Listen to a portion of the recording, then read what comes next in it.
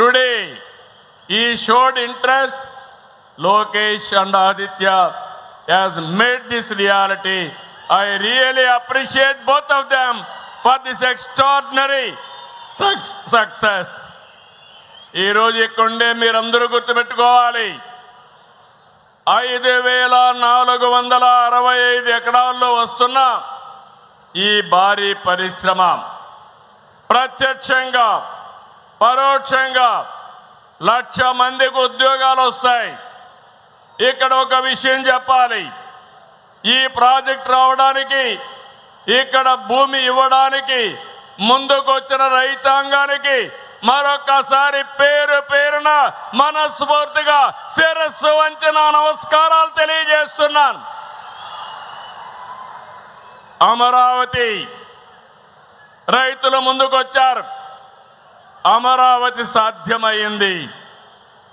ఈ ప్రాంతంలో మీరు ముందుకొచ్చారు, ఎలాంటి డిస్ప్యూట్ లేకుండా భూమి ఇచ్చిన రైతాంగాన్ని రాష్ట్ర ప్రభుత్వం తరపున మనస్ఫూర్తిగా అభినందిస్తున్నారు. భవిష్యత్తులో ఒక చరిత్ర తిరగరాయబోతున్నారు. ఈ ప్రాజెక్టు 2 దశల్లో పూర్తి చేస్తాం. మొదటి దశ 7.3 MMTPA, రెండో దశ 10.5 MMTPA ఉత్పత్తి చేస్తుంది. ఇది స్టీల్ ప్లాంట్ కాదు, ఈ రోజు మనం వేసిన ఫౌండేషన్ స్టీల్ సిటీకి ఫౌండేషన్ వేసామని మరొకసారి విజ్ఞప్తి చేస్తున్నాను. ఇప్పుడే విశాఖపట్నంలో స్టీల్ ప్లాంట్ ఉంది.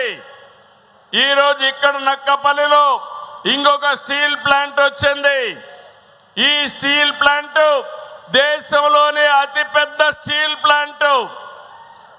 మనం వచ్చిన వ్యక్తులను చూస్తే ప్రపంచంలోనే ఉక్కు మనిషి అంటే దానికి మారు పేరు మిత్తల్ గారు అని చెప్పి కూడా నేను మీ అందరికీ విజ్ఞప్తి చేస్తున్నా.